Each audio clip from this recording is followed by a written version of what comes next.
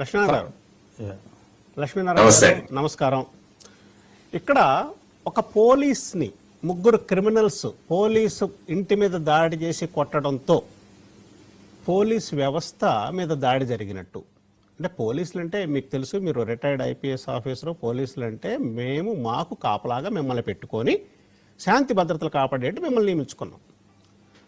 మీరు ఆ శాంతి భద్రతలు కాపాడే సందర్భంలో మీరే దాడికి గురైతే ఇప్పుడు జరిగినటువంటి ఇన్సిడెంట్ తెనాల్లో అంటే జస్టిస్ అన్నది must be seen to be done అంటారు. జస్టిస్ ఇవ్వటమే కాదు, జస్టిస్ జరిగినట్టు కనబడాలి కూడా అని. ఆ రోడ్డు మీద కూర్చోబెట్టి వాళ్ళకి కాళ్ళకి ట్రీట్మెంట్ ఇచ్చారు. అంటే జనాలకు అర్థమైంది, ఓహో పోలీస్ వ్యవస్థ మీద దాడి చేస్తే ఎలా ఉంటుందా అని. దాన్ని కొంతమంది విమర్శిస్తున్నారు. As an ex police person, what is your opinion, what is your take on this?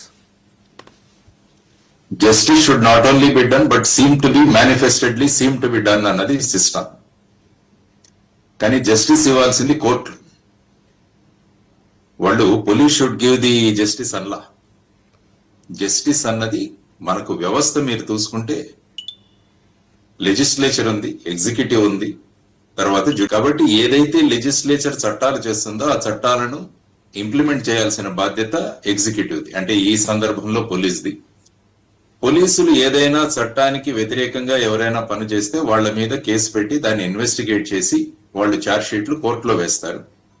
కోర్టులో ఎవిడెన్స్ ను చూసి ఆ ఎవిడెన్స్ ప్రకారం ఈ వ్యక్తి ఈ చట్టాన్ని ఉల్లంఘించాడా లేదా అన్నది నిర్ణయించి ఉల్లంఘించినట్టు నిష్కర్షకు వస్తే వారికి కన్విక్షన్ ఇచ్చి వాళ్ళని జైల్లో పంపుతారు.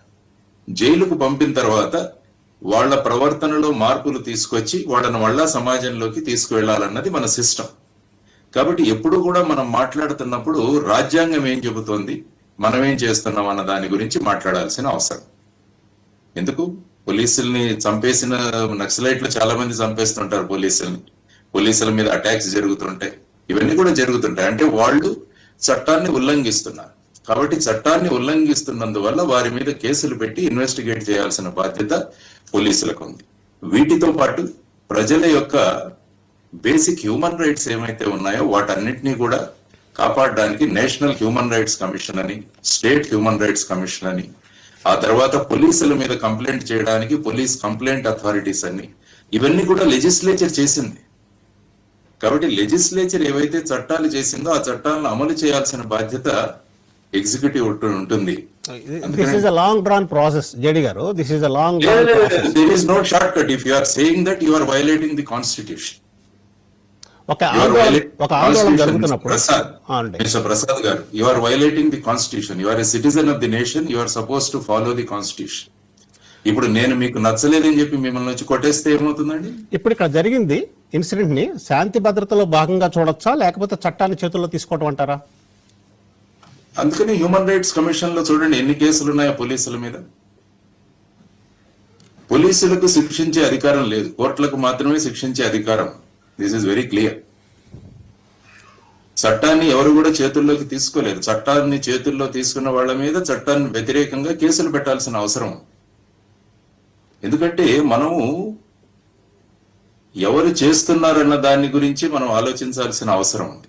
మీరు రాజకీయ నాయకులు తీసుకున్నా కూడా వాళ్ళు అధికారంలో ఉన్నప్పుడు ఒక రకంగా, ప్రతిపక్షంలో ఉన్నప్పుడు ఒక రకంగా ప్రవర్తిస్తుంటారు. దాన్ని మనం ఖండించాలి, there is no doubt.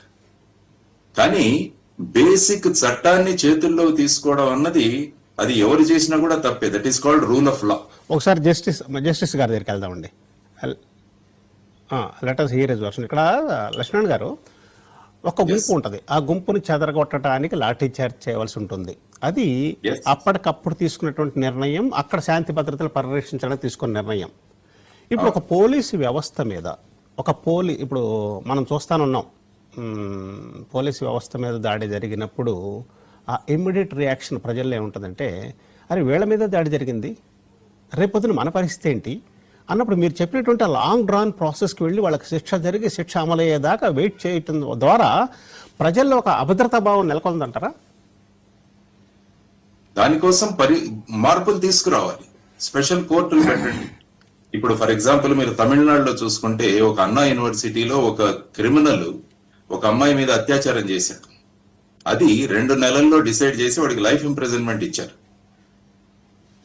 So ఈ విధంగా చట్టాల్లో మార్పులు తీసుకురావాలి, వ్యవస్థలో మార్పు తీసుకురావాలి, ఎక్కువ కోర్టులు పెట్టాలి, త్వరగా పరిష్కారాలు అవ్వాలి. ఇది సొల్యూషన్ అవుతుంది కానీ చట్టాలు చేతుల్లో తీసుకోవడం అన్నది సొల్యూషన్ కాదు. లేకుంటే ఏమవుతుందంటే సమాజంలో ఒక అనార్కీ అవుతుంది. ఎందుకంటే మీకు రైట్ ఆఫ్ ప్రైవేట్ డిఫెన్స్ ఉంది ప్రతి ఒక్కరికి. సపోజ్ మా ఇంట్లో ఎవరైనా దొంగ ప్రవేశించాడు, ఆ దొంగను ప్రవేశించిన తర్వాత అతను నా ప్రాణానికి ప్రమాదం కలుగజేస్తున్నాడన్న నాకు అనుమానం వస్తే అతన్ని వెంటనే అక్కడ చంపేయచ్చు. ఆ రైట్ ఆఫ్ ప్రైవేట్ డిఫెన్స్ అనేది మీరు కోట్ చేసింది ఎక్కడ ఎండ్ అవుతుందంటే, అతను చేస్తున్న ప్రయత్నం చంపడానికి వస్తే చంపాలి, కొట్టడానికి వస్తే కొట్టాలి, అతను ఏ ఆయుధం ఉపయోగిస్తే ఆ ఆయుధాన్ని ఉపయోగించాలనేది లా చాలా క్లియర్ గా ఉంది. అది ప్రతి ఒక్కరికి అధికారం ఉంది. రైట్ ఆఫ్ సెల్ఫ్ డిఫెన్స్ లో ద బేసిక్ రూల్ ఈస్ అతను యొక్క ఇంటెన్షన్ బట్టి తను రియాక్ట్ అవ్వాల్సి ఉంటది, కానీ అంత టైం ఉండదు ఆ దాడి జరుగుతున్నప్పుడు. రాజేంద్ర ప్రసాద్ గారు.